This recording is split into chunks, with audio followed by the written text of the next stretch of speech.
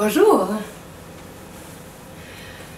Bon, alors, vous m'avez vu arriver peut-être par le miroir où on voit un petit peu la caméra.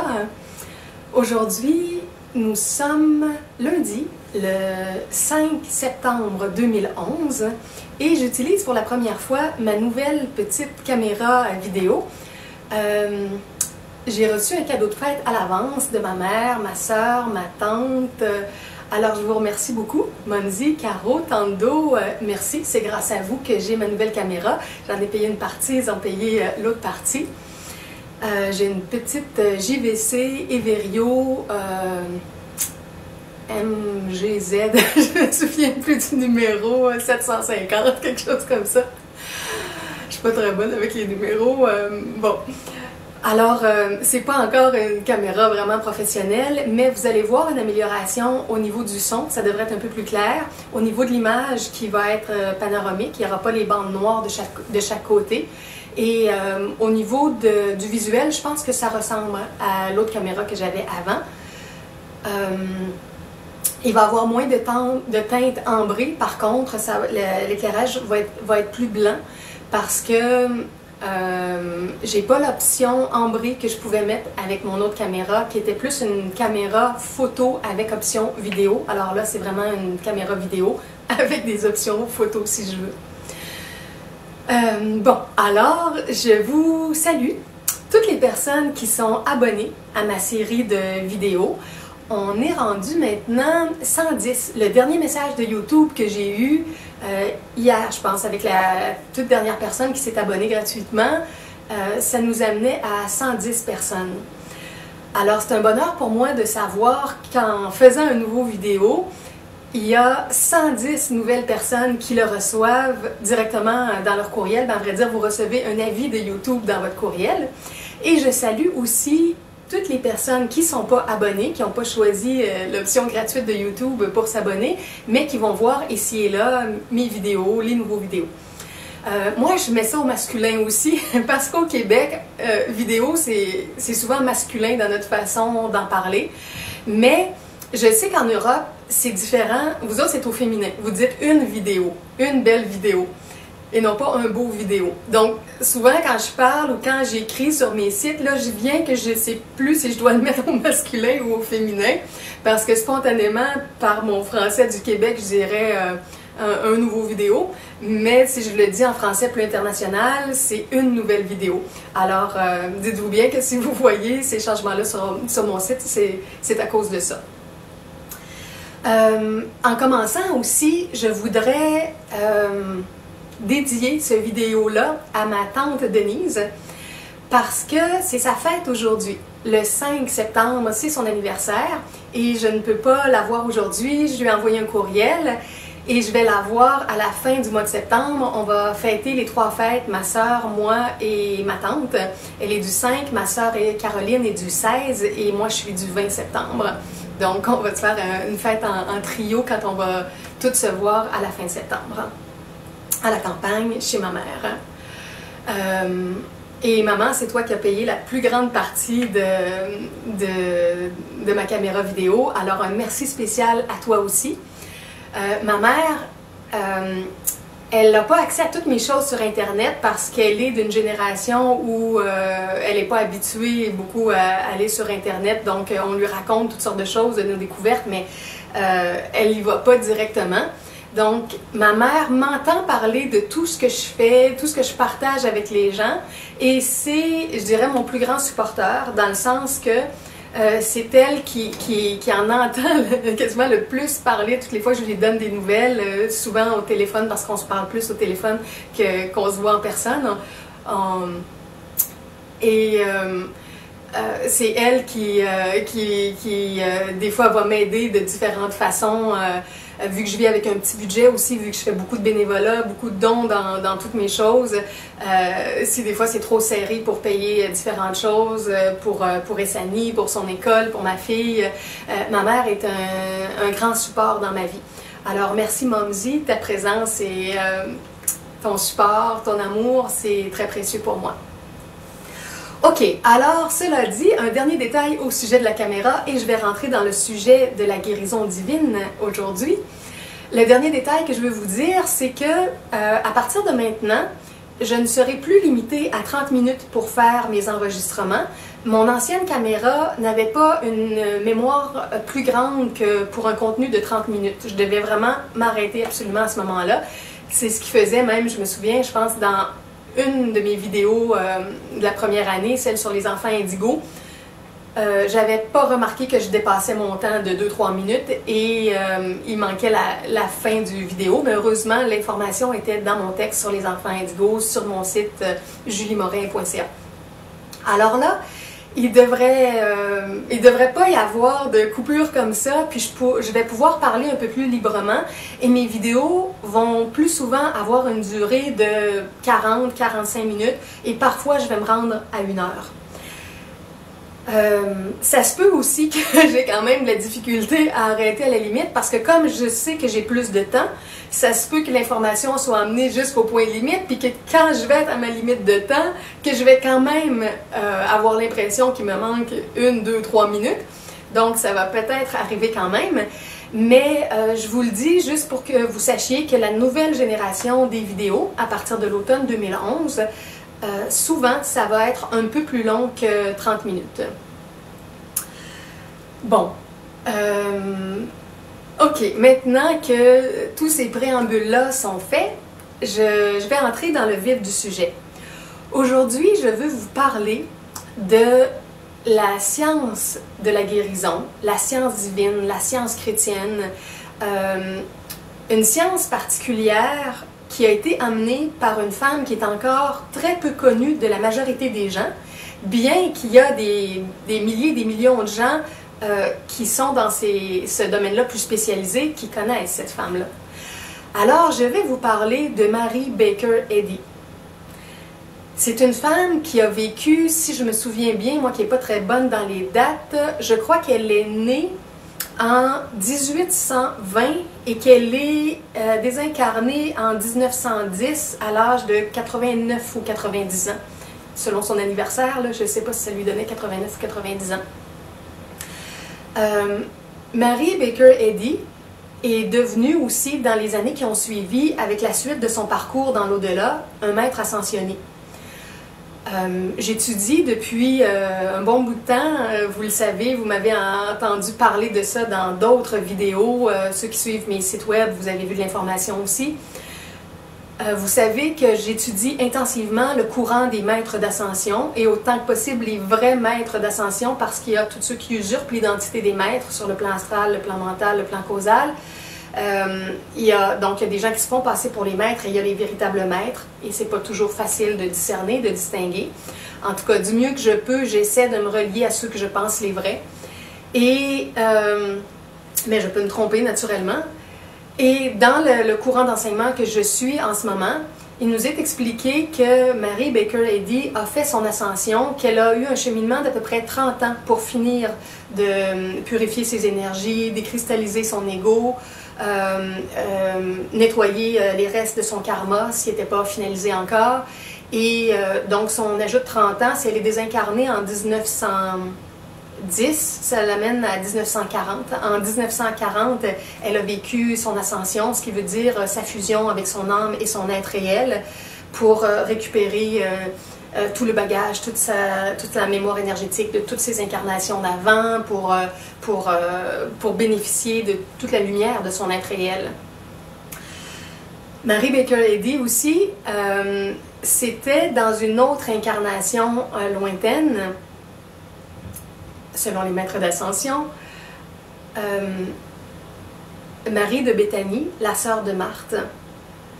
Donc, c'est quelqu'un qui a connu Jésus de très près, avec la maison de Béthanie. C'est quelqu'un qui a été dans le courant christique de façon très très proche.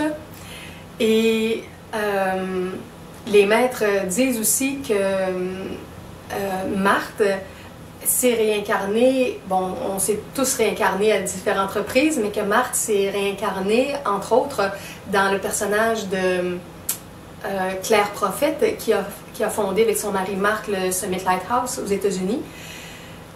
qui a été très très juste pendant plusieurs années jusqu'à ce que Claire devienne malade, puis que là il y ait certains problèmes, certaines erreurs à différents niveaux dans l'organisation. J'ai lu à certains endroits que El Moriar, le maître d'ascension El Moriar, a retiré son énergie du groupe, je crois, en 96. Et Claire a annoncé, elle, qu'elle laissait ses fonctions en 99. Donc, bon, on peut imaginer toutes sortes de choses, là, après ces années-là, avant ces années-là. Donc, les êtres spirituels qui ont vécu différentes choses à différentes époques, quand ils se réincarnent, parce qu'ils ne sont pas encore prêts pour faire vraiment leur ascension, ils ont régulièrement des vies spirituelles qui sont un peu la continuité de ce qu'ils ont vécu, mais avec toutes sortes de difficultés humaines, avec les problèmes d'ego qu'on rencontre, avec les obstacles qu'on se forge sans souvent en avoir vraiment conscience. Claire Prophète a aussi été Sissi, l'impératrice Sissi, et quand elle a laissé à ce moment-là, on a vu un peu la vie dans le film, son amoureux, parce qu'elle refusait toute la vie à la cour, comment c'était organisé.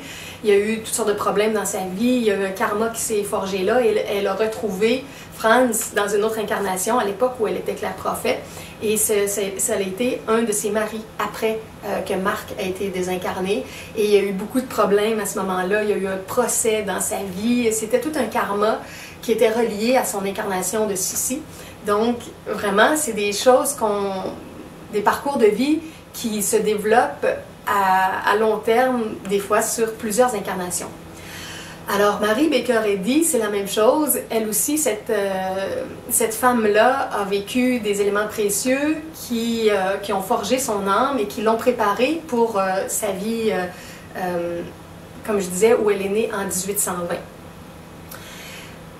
Le courant de guérison qu'elle a développé, le nouveau type d'église spirituelle, les églises scientistes qu'elle a fait naître, tout ça a continué de grandir après son départ. Et maintenant, dans le monde, il y a environ 1700 groupes dans le monde, dans plusieurs pays, et ça dans plus de 80 pays. Alors, c'est une œuvre qui est immense. Il y a des gens qui ont dit qu'aux États-Unis, elle était considérée dans le fond comme une des 12 femmes qui a apporté une énorme contribution à l'humanité, de par toute son œuvre au niveau de la guérison, de la science divine qu'elle a apportée. Les maîtres d'ascension disent qu'elle a été guidée aussi par Jésus, par Marie, le maître d'ascension Marie, et par Hilarion, le maître Hilarion qui était autrefois Paul, qui lui aussi a cheminé, il s'est réincarné, il est devenu Hilarion dans le grand guérisseur Hilarion, et par la suite de ça, il a fait son ascension. Alors, elle recevait des inspirations qui venaient des maîtres d'ascension, et en même temps, elle vivait sa vie humaine. À Montréal, on a un centre aussi qui a des activités reliées à tout ça, à tout son courant d'enseignement et à tout ce qui est un peu partout dans le monde. Si vous voulez plus d'informations, tiens, c'est vrai, j'ai oublié de vous donner le lien direct. Le lien pour retrouver toutes les informations sur ça, sur la science chrétienne, la guérison divine, Mary Baker Eddy, c'est sur mon site sur l'Ascension, dans la section « La foi en soi ». Et là, j'ai mis le groupe de Montréal, les groupes internationaux, les journaux qui ont été fondés. Vous allez retrouver beaucoup d'informations. Donc, la section « La foi en soi » et le site, c'est les www.everyoneweb.fr/ascension. OK. J'ai tellement de choses que je voudrais dire. Là, je ne sais pas si je vais parler plus du groupe ou de la vie de Mary Baker Eddy. Bon, peut-être juste vous dire pour le groupe pour l'instant que j'ai rencontré des personnes là qui sont très sympathiques, des gens qui cheminent en spiritualité depuis des années. Je pense à Denise qui a comme cofondé le centre à Montréal dans les années 67. Ça fait plus de 40 ans qu'elle est là, qu'elle est un pilier. Je pense à Daphné qui est là régulièrement, à Sylvie, à Monique, à Louise. Bon, c'est surtout des femmes que j'ai vues qui sont à l'avant-plan. Il y a quelques hommes qui viennent. Il y a un musicien, Gabriel, c'est bien ça, oui, aussi, qui joue de la belle musique parce que lors de chacune des rencontres, le dimanche ou le mercredi, il y a des chants spirituels qui sont chantés et accompagnés parfois de CD de musique préenregistrée ou des fois il y a un musicien live. Alors ça, c'est très intéressant aussi dans les rencontres, le volet de musique. D'ailleurs, tantôt, quand j'ai parlé de Claire Prophète et le Summit Lighthouse, à Montréal, en français, on a le groupe Le Phare du Sommet qui est en lien avec tout ça. Claire Prophète avait amené aussi la musique dans ses groupes. Donc, quand on se procure les CD de musique, le livret de chant, il y a des musiques extraordinaires qui ont été composées, des chants de toute beauté en lien avec notre démarche spirituelle, en lien avec les maîtres ascensionnés. Et Claire avait connu, quand elle était jeune, la science chrétienne de Mary Baker Eddy. Donc, peut-être jusqu'à l'âge de 18 ans environ, avant qu'elle parte plus loin de sa ville natale pour aller étudier, elle était reliée à un groupe spirituel de sciences chrétiennes et elle a connu toute cette approche-là. Elle a vécu de guérison quand elle était plus jeune aussi avec cette approche-là. Et elle a incorporé, on pourrait dire, un peu dans son être et dans son école qu'elle a fondée plus tard des éléments. Et la musique qu'on retrouvait à travers le courant de Mary Baker Eddy se retrouvait aussi avec le courant de Marc et Claire Prophète. Donc, au groupe à Montréal, vous allez pouvoir rencontrer des personnes qui sont très sympathiques. Et dans tous les groupes qui se forment dans le monde, ce qui est extraordinaire, c'est qu'il y a une petite bibliothèque. Plusieurs jours par semaine, la bibliothèque est ouverte gratuitement et vous pouvez aller vous asseoir et lire tranquillement des livres qui ont été écrits par Mary Baker Eddy, des journaux qui ont été publiés avec toutes sortes d'articles, des témoignages de guérison, des thèmes spirituels, d'autres livres qui ont été écrits sur elle ou reliés à tout ça. Alors ça, c'est quelque chose d'extraordinaire, la bibliothèque gratuite qui est gérée par les bénévoles du centre. Je vous invite vraiment à aller faire un tour. Et vous pouvez aussi vous acheter des livres. Il y a la petite section librairie, on peut s'acheter le livre de Mary Baker Eddy qu'elle a réédité.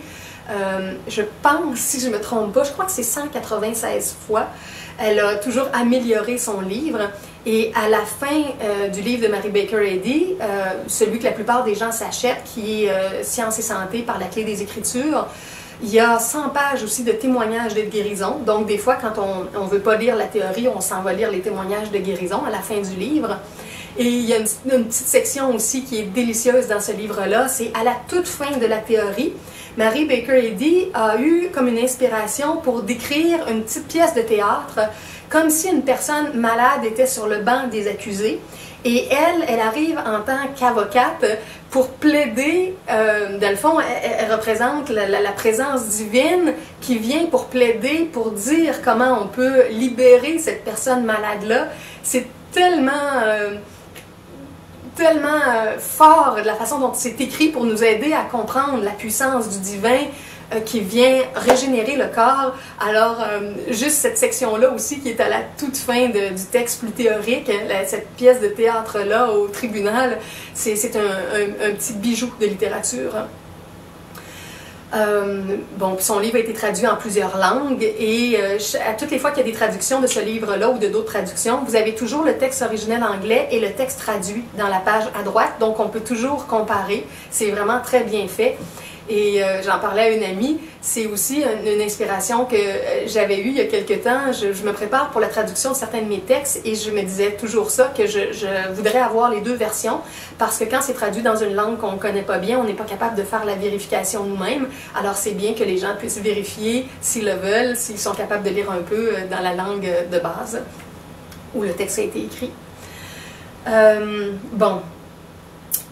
Au sujet du groupe à Montréal, je vais vous dire quelques autres détails, puis après ça, je vais revenir sur toute la vie de Mary Baker Eddy. Dans le groupe à Montréal aussi, ce qui est très intéressant, c'est les activités du mercredi soir parce que ce sont des témoignages de guérison. Au départ, il y a des lectures de textes dans la Bible et dans le livre Sciences et Santé de Mary Baker Eddy.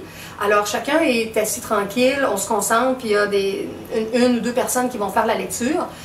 Et ça devient un petit peu comme, je dirais, quasiment méditatif parce qu'on fait juste approfondir le texte qu'on entend. Et je pense à une de mes amies, Françoise, mon amie Françoise qui vient du Rwanda. J'ai un site qui décrit tout un peu ma grande amie Françoise, c'est everyoneWeb.fr/Christiana. Christiana, c'est sa grand-mère spirituelle et c'est leur relation, leur histoire. Donc, mon amie Françoise avait une grosse migraine une journée et on était là toutes les deux le mercredi et juste lors de la lecture des textes profondément spirituels, la migraine est tombée. Donc, le fait de lire ces textes-là, il y a des hautes inspirations, il y a des intégrations qui se font et déjà en soi, juste par le fait de se concentrer sur les textes, des fois il y a des effets de guérison qui se produisent. Et après ça, c'est l'application plus profonde de ce qui est enseigné qui va ou qui peut transformer nos vies. Donc le mercredi, si vous avez le goût, après les lectures, d'entendre des témoignages des personnes, le groupe est tout petit pour l'instant, il n'y a pas beaucoup de personnes, c'est assez intimiste. Moi je souhaite que le groupe puisse grandir au fil des ans. Mais il y a tellement de sollicitations avec tous les groupes psychologiques et spirituels dans les villes, c'est vraiment pas facile. On pourrait dire avec la compétition, c'est pas vraiment de la compétition, mais avec la diversité des informations.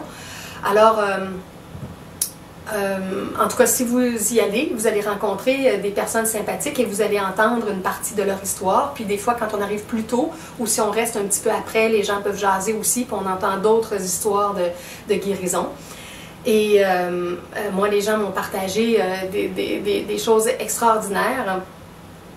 Et je vais revenir avec les témoignages tantôt.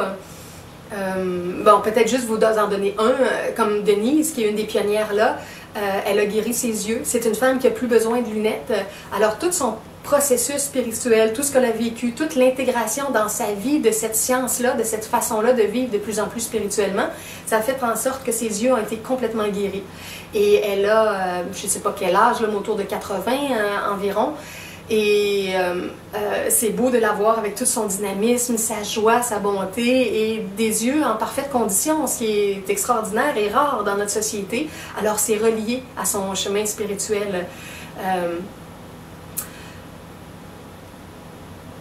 Ce qui est bon aussi dans les guérisons, c'est que ce n'est pas uniquement des guérisons physiques, c'est souvent des guérisons à d'autres niveaux de notre vie. Ça peut être une guérison relationnelle avec une personne, ça peut être une guérison avec un collègue de travail, une guérison de par quelque chose qui a besoin de s'améliorer dans notre univers matériel, dans notre univers financier, dans quelque chose qu'on cherche, des gens qui étaient à la recherche d'un logement, d'une habitation particulière et qui ont appliqué la méthode de la science chrétienne et qui ont trouvé exactement l'endroit parfait qu'ils cherchaient.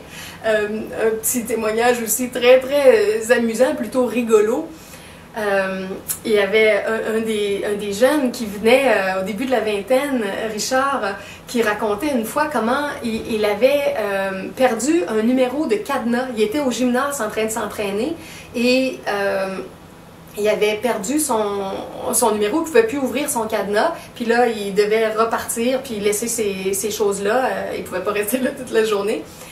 Et tout d'un coup, il s'est souvenu que selon tout ce qu'il avait appris en sciences chrétiennes, et il vient d'une famille aussi qui a connu la science chrétienne, donc il a grandi avec cet enseignement-là, c'est très profond en lui, et il s'est assis tranquille dans le vestiaire, puis on pourrait dire qu'il a prié selon la méthode de la science chrétienne en reconnaissant qu'au niveau divin, tout est connu, il n'y a pas de perte de mémoire, on a accès à tout ce dont on a vraiment besoin.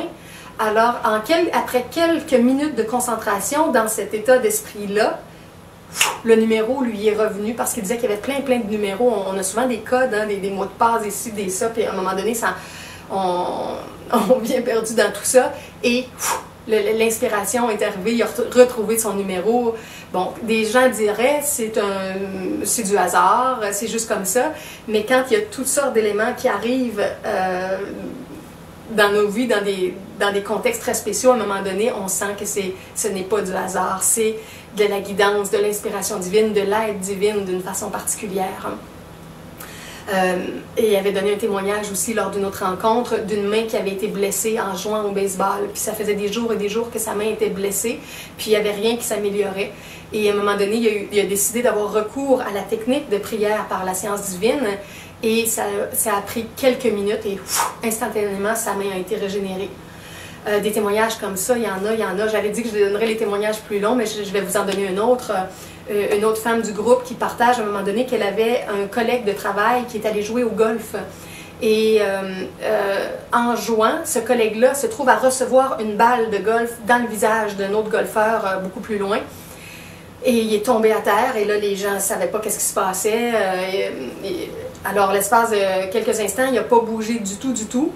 Après ça, il a juste relevé la tête pour faire signe qu'il était conscient. Mais il s'est concentré tout de suite pour appliquer ce qu'il connaissait déjà de la science chrétienne. Et son visage était en partie ravagé, puis ça saignait et tout ça, un impact de balle de golf, vous pouvez imaginer. Et il a commencé le processus de la régénération en accéléré. Et cette femme-là racontait que quelques jours plus tard, il est revenu au travail et il n'y avait plus aucune trace d'impact de la balle dans son visage. C'était miraculeux, comme on pourrait dire. Par la science, c'est complètement impossible, par notre science humaine. Si vous allez d'ailleurs sur les sites web au niveau international, vous allez trouver des témoignages, des petites vidéos, des gens qui témoignent de toutes sortes de choses. C'est vraiment extraordinaire comment l'énergie divine peut venir récupérer une situation matérielle et changer complètement le contexte. Mary Baker Eddy, elle, entre autres, elle a été malade dans sa vie à différentes reprises et tout particulièrement, si je ne me trompe pas, c'est à l'âge de 46 ans. Elle a fait une chute sur la glace, puis là, elle était blessée au dos, puis elle devait être alitée. Et il y avait des gens qui disaient qu'elle serait peut-être alitée pour le reste de sa vie ou pendant des années. C'était une blessure profonde. Mais elle, comme elle était profondément chrétienne dans son âme, bien qu'elle était en division avec plusieurs choses de l'Église, parce qu'elle comprenait qu'il y avait des choses qui faisaient pas d'allure, puis même des fois ça la rendait malade quand elle était plus jeune, parce qu'elle avait déjà une vision des aberrations de ce qu'on lui enseignait. Elle était dans son lit, on pourrait dire comme handicapée, et elle a pris sa Bible, puis pendant 3 jours, c'était tout ce qu'elle voulait faire. Juste lire la Bible, approfondir ça, parce qu'elle se souvenait de toutes les guérisons divines qui avaient été faites par Jésus, puis elle disait, s'il a pu guérir les gens, si le Christ peut guérir, on peut guérir, c'est certain qu'on peut guérir. J'ai une autre amie aussi qui venait à mes activités cet été, Nancy, et Nancy racontait parfois comment, quand elle était plus jeune, elle aussi, elle lisait la Bible dans des moments où elle en avait besoin et comment elle recevait des inspirations à l'intérieur d'elle-même, comment elle était guidée, puis comment elle pouvait lire entre les lignes. Alors, il y a beaucoup de gens qui ont vécu des choses comme ça, des gens spirituels qui ont lu le texte de la Bible qui est pas... qui a eu des déformations. Maintenant, on le sait, hein, le texte est altéré dans les traductions, dans les gens qui ont supprimé des passages, rajouté des choses. Bon, il n'est pas pur à 100%, mais il y a quand même beaucoup de vérité et des passages profondément inspirants et justes. Et les gens qui se plongent dans ça, parfois reçoivent des inspirations et comprennent des choses en profondeur.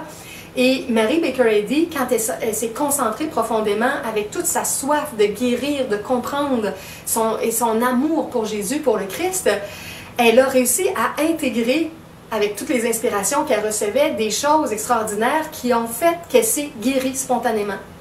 Et une fois qu'elle s'est guérie, elle a continué d'étudier pendant ces 2 ou 3 ans en profondeur la Bible et tout ce qu'elle était en train de comprendre pour mieux comprendre qu'est-ce qui s'était mis en place. Et suite à ça, elle a ouvert une école de guérison parce qu'elle avait compris des choses qui étaient enseignables à d'autres personnes. Et ce qui est formidable, c'est que les étudiants qu'elle a formés ont réussi eux aussi soit à se guérir ou en plus à guérir d'autres personnes. Naturellement, Mary Baker Eddy était en général encore meilleure que plusieurs de ses étudiants parce que c'était la fondatrice de tout ça, mais beaucoup de ses étudiants ont fait des choses extraordinaires.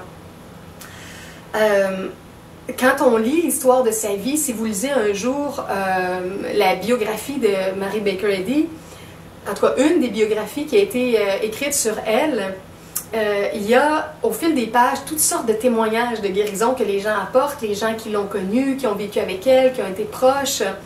Il y en a un que je veux vous raconter qui est spectaculaire, entre autres. Mary Baker Eddy, elle avait la capacité comme de se relier au plan divin et de visualiser la situation parfaite, pure. Avec l'école des maîtres d'ascension, on parle du concept immaculé. D'avoir le concept immaculé d'un individu, d'une situation. Voir ça au niveau parfait, au niveau divin, tel que ce serait dans la perfection. Et elle, Mary Baker Eddy, elle était capable de faire ça d'une façon très très pure et très rapide, puis elle a pratiqué ça toute sa vie. Elle se levait le matin en imaginant la journée parfaite, les relations parfaites, tout ce qui se passerait parfaitement. Naturellement, ça ne se passait pas toujours comme ça. Il y a des difficultés, il y a des égos, il y a des karmas, comme je disais. Et elle a eu beaucoup d'épreuves dans sa vie, mais elle s'appliquait à développer cette pensée-là. Et quand il était question de produire un type de guérison, elle le faisait d'une façon tellement bien et tellement concentrée que ça générait une descente d'énergie divine qui venait métamorphoser les situations de vie. Alors, l'exemple que je veux vous donner, c'est le cas d'un homme qui était allé faire des exercices de tir avec une autre personne à la carabine. Et à travers ces exercices-là, il y a eu un accident de tir, puis il y a un des deux hommes qui a reçu une balle près, je ne sais pas si c'est sur le cœur ou juste à côté du cœur, et il était mourant. Ils l'ont ramené chez lui, et ils ont fait venir quelques médecins à domicile rapidement, parce que, bon, son recul, là, il y a plus de 100 ans, les hôpitaux n'étaient pas comme aujourd'hui. Et tous les spécialistes, les médecins ont dit qu'il n'y avait rien à faire, ils ne pouvaient pas l'opérer, c'était trop grave, il mourrait dans l'opération, ils pouvaient juste attendre qu'il rende son dernier souffle. Alors, les gens proches accompagnaient cet homme-là gravement blessé, et il y a une personne dans le groupe qui connaissait Mary Baker Eddy et qui l'a contactée pour la faire venir en urgence. Elle a pu se déplacer au chevet de cet homme-là qui était mourant, et comme toujours, elle s'est mise en prière l'espace de quelques instants et quelques minutes, je dirais comme 2, 3, 4 minutes, et elle a visualisé le schéma parfait de guérison pour cet homme-là, et l'énergie de guérison est rentrée dans le corps, et l'homme a été instantanément guéri. Cet homme-là est devenu un de ses fidèles collaborateurs et un homme qui l'a aidé, qui a été formé à son école et qui a fait des guérisons, qui a contribué. Ben, c'est pas eux qui les font, c'est le divin, c'est la puissance divine, mais il a été un outil pour la guérison divine. Alors, naturellement, hein, avec une expérience de vie comme ça, ça donne une conviction très très profonde de la puissance du Christ, de la puissance de Dieu, de la puissance de l'énergie divine, de la source, peu importe le nom qu'on lui donne, cette énergie subtile-là qui est à l'origine de toutes les manifestations denses qui peuvent être transformées. Bon, alors ça, c'est un exemple de guérison. Il y en a un autre aussi très, très extrême dans le livre de sa vie. C'est un homme qui est allé la rencontrer et qui avait seulement un œil. Il avait été profondément blessé et on lui avait retiré l'autre œil. Donc, il avait juste un œil. Et Mary Baker Eddy, devant cet homme-là, et souhaitant l'aider au meilleur de son cœur, de sa conscience, elle voit encore le schéma parfait pour cet homme-là. Elle se rouvre les yeux et elle avait matérialisé, elle ou la puissance divine, à travers elle, avait matérialisé un nouveau globe oculaire pour cet homme-là, mais il était plus petit que l'autre œil. Alors, Mary Baker Eddy dit, on voit ça dans le livre, elle a dit, est-ce que ça veut dire que ma foi est si petite que ça? C'était sa réaction parce que l'œil était trop petit. Elle se concentre à nouveau quelques instants, elle ouvre de nouveau les yeux, et là, le nouvel œil était de la bonne grandeur, identique à l'autre. Alors, c'est pas qu'une petite guérison, là. La création, la matérialisation d'un globe oculaire. Pourtant, ça ne pouvait pas marcher dans tous les cas, tout le temps, comme on le sait de nos jours, parce qu'on comprend beaucoup mieux la loi du karma, des causes et effets, des mécanismes énergétiques à long terme. Et elle a eu un de ses amoureux, un homme qu'elle a beaucoup aimé. Je me demande si c'est pas le dernier, un homme qui a travaillé beaucoup avec elle dans toute son œuvre spirituelle, qui lui était très affecté par les réactions négatives, le mépris, les gens qui comprenaient pas qu'est-ce qu'elle faisait, les gens qui comprenaient pas la différence entre son école et son église et l'église catholique ou chrétienne plus officielle et qui pensaient qu'elle était possédée du démon ou des choses comme ça. Donc, elle a eu des combats ou des gens qui l'ont confrontée de façon très difficile à différents moments de sa vie. Et cet homme-là trouvait ça très dur de voir tout ce qu'elle vivait. Et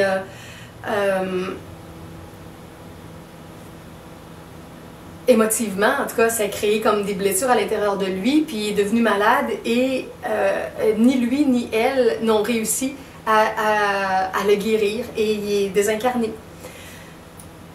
Donc, ça ne marchait pas à tous les coups naturellement. Et si on prend même l'exemple de Jésus, il ne guérissait pas tout le monde. Il y avait une foule, il y avait des groupes, il y avait des plus petits groupes. Jésus avait des informations particulières au sujet des âmes, des êtres. Et dans certains contextes, il savait aussi qu'il y avait des âmes pour lesquelles la guérison n'était pas souhaitable. Il y a des apprentissages importants qu'on fait aussi à travers la maladie. Mais comme on ne le sait pas exactement quel est notre plan de vie, notre chemin, tout en profondeur, l'idée c'est d'appliquer le plus possible la science divine pour faire en sorte qu'on puisse se guérir. Dans le fait d'appliquer tout ça aussi, il y a une petite information que je veux vous partager. Il existe un camp de vacances pour les enfants. Richard, le jeune dont je vous ai parlé tantôt, qui vient au groupe de Montréal, à vrai dire qu'il venait parce que là, il a déménagé de ville relié à sa copine, les études, le travail et tout ça. Mais les dernières fois que je l'ai vu, il nous racontait entre autres qu'il se préparait à aller pour l'été à Vancouver parce que sur une petite île, je me souviens plus du nom, il me l'avait dit, mais j'ai oublié le nom, il y a une petite île tout près de Vancouver où il y a un camp d'été qui se fait là depuis plusieurs décennies et il y a des moniteurs qui accompagnent les groupes de jeunes, des groupes de garçons, des groupes de filles. Et si je me souviens bien, j'étais allée voir le site web, le matin, ils vont étudier certaines choses de la science chrétienne et ils vont avoir même une façon d'étudier ça avec des jeux, avec du théâtre, ils ont une façon très dynamique d'étudier les principes de base de la science chrétienne. Et l'après-midi, ils ont des jeux comme dans n'importe quel camp, des jeux de sport, de natation, d'hébertisme, comme un camp de jeunes. Mais ça devient un camp spirituel où les jeunes apprennent des choses extraordinaires en étant tout petits. Le côté des enfants aussi, c'est très important dans toute cette école-là qui a été fondée par Mary Baker Eddy parce que lors des rencontres en groupe, entre autres le dimanche, qui est plus la rencontre qu'on pourrait imaginer qui ressemble à une messe, mais qu'il n'y a pas de pasteur, la façon dont ça fonctionne, c'est que c'est des lecteurs. Les gens vont en avant pour lire certains textes de base et guider les chants qui vont être chantés en groupe. Mais il n'y a personne qui va faire un sermon, si on pourrait dire, avec toute sa personnalité. Ce qui fait que l'approche est facilement rendue universelle pour tous les groupes dans le monde avec les gens qui vont faire des lectures de textes. Donc le dimanche, c'est plus les lectures et les chants. Le mercredi, c'est plus les lectures et les témoignages de guérison.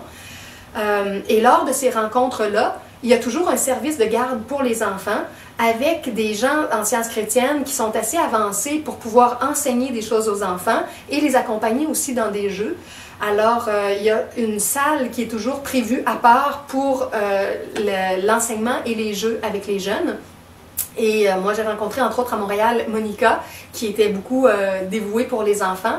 Et Monica, elle était aussi praticienne en privé, dans sa vie privée, comme on pourrait dire un psychologue, un thérapeute. Elle reçoit des gens chez elle, en dehors de toutes les rencontres officielles du groupe. Et elle aide les gens à faire un parcours. Elle les guide vers des passages particuliers des enseignements de Mary Baker Eddy, de la Bible, qui sont reliés directement à des situations de vie que chacun peut vivre, parce que tout ça peut être compris selon des thèmes reliés à notre vie. Et une praticienne en sciences chrétiennes ou un praticien, c'est une personne qui a été formée, qui a eu toute une formation intensive, qui a eu des témoignages de guérison, des guérisons qui ont été revérifiées après X mois. Il y a vraiment tout un processus qui dure, je crois, près de 2 ans au total. Et après 2 ans, la personne peut être nommée vraiment praticienne et son nom est nommé dans la liste des praticiens au niveau international. Donc, si vous allez sur le site français au niveau international, vous aurez accès à la liste de tous les praticiens dans le monde, en lien avec le pays où vous êtes, si vous voulez en rencontrer. Et ils ont en général des tarifs assez économiques aussi pour leur rencontre. Ça peut se faire en personne, au téléphone, à distance. Chaque praticien met ses propres prix. C'est pas quelque chose qui est décrété là, par le mouvement international. Alors, c'est un très beau service et moi, j'ai reçu l'aide à un moment donné de Monica pour débloquer certaines choses puis mieux comprendre comment l'appliquer, mieux comprendre comment amener le schéma divin, visualiser les choses parfaites, s'inspirer de certains textes. Et je l'ai appliqué, entre autres, dans certaines dynamiques de ma vie. Et pour vous donner un petit exemple, avec Pierre, le père de ma fille, il y avait un sujet chaud sur lequel on n'avait jamais réussi à s'entendre, dans le sens que c'est quelqu'un avec qui je parle beaucoup de tout ce que je fais, tous mes projets, qui m'aide pour le vidéo, les sites web, tout le côté informatique. C'est un très très grand ami et un papa extraordinaire pour notre fille. On est séparés depuis 4 ans et un des problèmes majeurs, c'est qu'on n'arrivait pas à collaborer de façon plus directe pour un projet spirituel ensemble. Et après avoir fait le processus selon l'approche de Mary Baker Eddy, ça a pris 2 jours et on a reçu une inspiration qui nous permettait de trouver une façon de collaborer de façon plus directe pour quelque chose que lui voulait bien faire et que moi je voulais faire, parce que moi je suis ouverte à être plus publique alors que lui c'est quelqu'un qui est plus du côté de l'ermitage, de la solitude, de la tranquillité. Alors c'est pas nécessairement facile de marier les 2 mondes. Et on a trouvé un terrain d'entente au niveau de la traduction. Il se rend disponible quelques heures par semaine pour faire de la traduction pour des textes importants que je veux véhiculer avec les gens qui sont en anglais et que je veux qu'ils soient en français. Alors c'est une aide précieuse et il est heureux de le faire. C'est je dirais, son bénévolat spirituel à sa façon. Et c'est un projet sur lequel on collabore ensemble. Et on n'avait jamais reçu cette inspiration-là, ou on aurait pu en recevoir d'autres, mais en tout cas, on ne trouvait jamais la bonne inspiration qui faisait que moi, j'étais bien dans ça, puis que lui aurait été bien. Et par l'outil de la science chrétienne, on y est arrivé. Alors, des exemples de transformation comme ça, il y en a. Je me souviens, lors d'un mercredi de témoignage, il y avait une femme aussi qui racontait avec un collègue de travail, un collègue qu'elle considérait comme incompétent, pas fiable, qui faisait mal son travail. Puis là, elle revenait le soir, puis elle pensait à lui, puis elle avait des pensées négatives, puis elle était en colère contre lui. Puis à un moment donné, elle a réalisé que toutes ces pensées-là négatives, ça pouvait rien attirer de bon, ça pouvait pas améliorer la situation. Et là, elle s'est recentrée avec tout l'enseignement qu'elle avait de la science chrétienne. Et elle s'est mise à appliquer la vision du schéma parfait, du concept immaculé. En sciences chrétiennes, on parle de l'entendement divin, un mental divin, l'entendement selon une vision vraiment divine. Et elle a vu son collègue de travail comme ça. Et elle nous a raconté comment le lendemain, cet homme-là était très différent. Il faisait bien son travail, il était compétent, il était attentionné. Puis elle n'a plus de problème maintenant au travail avec. Alors, on est souvent inconscient de comment nos attentes, nos projections, nos énergies négatives influencent puis émanent des énergies qui n'aident pas dans nos différentes situations, alors qu'à l'inverse, avec nos proches, nos amis, nos enfants, nos parents, nos collègues, si on maintient une vision parfaite, il y a des choses qui vont se débloquer de façon miraculeuse. Je vois que le temps avance. Quand je regarde de ce côté-là, je vois ma petite horloge, puis je vois qu'il ne reste plus beaucoup de temps. Qu'est-ce que je veux vous dire sur tout ça aussi?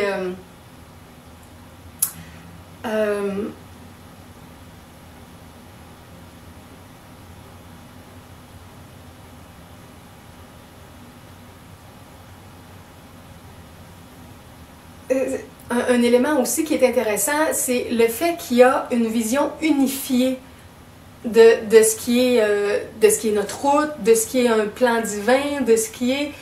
Comme tout part d'un point d'unité, d'une source unifiée qui guide tous les êtres, souvent on est dans des doutes, on est dans des conflits, on est dans un état de division, on ne sait pas quoi choisir, quel bord aller.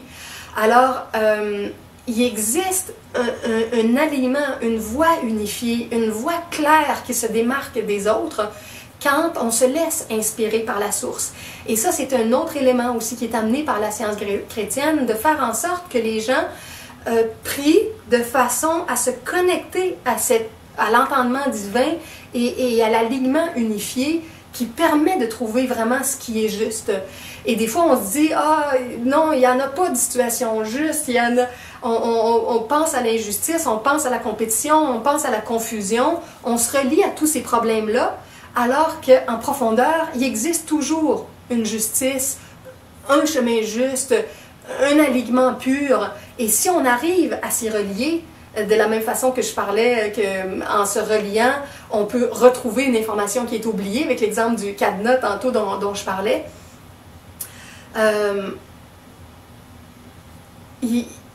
on peut toujours trouver un alignement comme ça, et la présence christique, la présence divine cherche toujours à nous inspirer et à nous guider. Mais parfois, on est trop fermé et on est trop fasciné par les situations matérielles.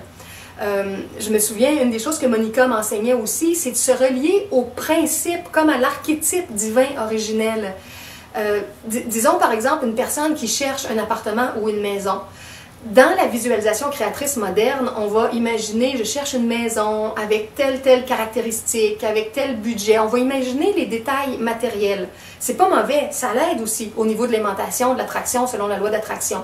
Mais selon la science chrétienne, c'est qu'on va essayer de retrouver le principe divin qui est au-delà de la manifestation qu'on cherche. Donc, pour un appartement ou une maison, le principe ou l'archétype, ce qui est à l'origine, c'est comme un foyer. Un foyer qui a de l'amour, qui a de la paix, qui a de l'harmonie, où on se sent bien, qui a le genre d'espace, de caractéristiques et qui nous convient. Donc, se relier à l'essence de ce qu'on cherche, se relier à l'essence d'une relation, se relier à l'essence d'un type de travail qu'on voudrait vivre. Il y a eu des témoignages comme ça aussi, des gens qui cherchaient un travail qu'ils ne trouvaient pas. Et quand ils ont prié selon la science chrétienne avec l'archétype du travail divin pour eux et qui est toujours disponible pour tout être, si on s'y relie, si on se laisse guider et inspirer, il y a des gens qui ont trouvé des choses parfaites pour eux, un timing qui était extraordinaire. Dans des situations où ils étaient en urgence, où il y avait des besoins importants. Alors, cette capacité-là qu'on a à imaginer le meilleur, à se relier au principe divin, à voir que c'est ça qui règle tout et que tout ce qui est plus matériel est une illusion et maya, et la conséquence toujours de toute l'énergie divine qui s'est déployée puis qui s'est densifiée graduellement, mais l'esprit est toujours maître des formes. Alors, la science chrétienne nous rappelle toujours ça en nous apprenant à voir l'illusion de la matière dense, l'illusion du corps, l'illusion de l'âge, l'illusion de la maladie à différents niveaux. Bon, je vous résume ça comme ça, très spontanément, mais si vous plongez dans les textes, si vous allez rencontrer des gens dans les groupes, les centres, si vous échangez avec des différentes personnes, je pense aussi à Daphné qui racontait une belle dame aussi dans le groupe, qu'elle a des difficultés avec, je ne sais pas si c'est ses jambes ou une de ses jambes, puis qu'elle a mal parfois quand elle marche avec sa canne, et qu'elle aussi, elle doit être proche de, je sais pas, 70-80 ans. Et elle racontait à un moment donné que dans des moments très particuliers où elle avait besoin de marcher plus longtemps, quand elle se ressente, quand elle se connecte à la source, puis qu'elle applique sa compréhension, sa vision de la science chrétienne, il y a une énergie qui vient l'habiter et qui fait en sorte que tout à coup, ses jambes ont moins mal, elle est capable de marcher plus longtemps, le temps dont elle a besoin pour faire quelque chose qui est nécessaire. Bon, il en existe plein de témoignages comme ça quand on arrive à se relier à une énergie plus pure. J'espère aussi les personnes que j'ai nommées votre prénom que vous serez pas fâchés après moi. Je trouvais que ça faisait plus intimiste de donner un prénom que de juste le dire de façon complètement générale sans nommer personne. D'autres fois j'ai enlevé les prénoms, mais c'est tellement des belles personnes que c'est comme une façon de leur rendre hommage aussi à leur cheminement puis à ce que j'ai intégré à leur contact. Bon, alors je vais m'arrêter avec tout ça. Je vous invite à visiter les sites web, comme je vous disais, la section La foi en soi sur mon site everyoneWeb.fr/ascension et vous aurez tous les détails. Alors, bonne découverte des enseignements de Marie Baker Eddy.